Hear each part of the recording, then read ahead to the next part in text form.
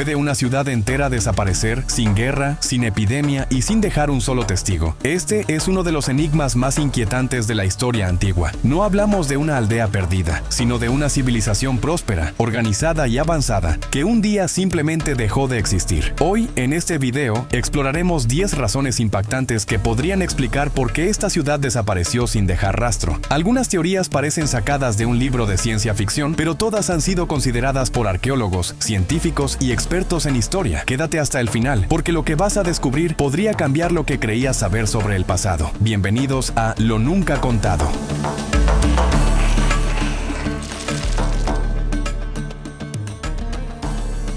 Imagina esto, un equipo de arqueólogos llega a una región remota siguiendo rumores, mapas antiguos y fragmentos de leyendas olvidadas. Lo que descubren los deja sin palabras. Ante sus ojos se abre el panorama de una ciudad enterrada, con calles perfectamente delineadas, restos de estructuras que alguna vez fueron hogares, templos, centros administrativos, pero sin una sola señal de vida humana, ni un hueso, ni un cadáver, ni herramientas abandonadas a medio usar, ni signos de guerra o fuego, ni inscripciones con nombres de reyes o dioses. Solo el vacío, un silencio petrificado por los siglos. La ciudad parecía haber sido detenida en el tiempo, como si sus habitantes hubieran recibido una señal, una orden, una advertencia, y hubieran obedecido sin mirar atrás. Este tipo de desaparición no es común en la historia antigua. La mayoría de las civilizaciones dejan rastros, tumbas, ruinas, documentos, huesos, estatuas destruidas. Aquí no había nada de eso. Los expertos comenzaron a llamarla la ciudad que nunca existió, porque aunque su estructura es real y fue construida con manos humanas, no hay ninguna evidencia de quiénes fueron sus habitantes, ni por qué la abandonaron. Las paredes de sus edificaciones tienen una geometría sorprendente, y el tipo de piedra utilizado no existe en un radio de 100 kilómetros. Eso implica transporte de materiales pesados, planificación, trabajo conjunto. No se trataba de un campamento improvisado, sino de una urbe organizada, con un sistema de drenaje primitivo, canales de riego y plataformas posiblemente rituales o astronómicas. Pero si todo eso está ahí, ¿por qué no hay historia? ¿Por qué no hay huellas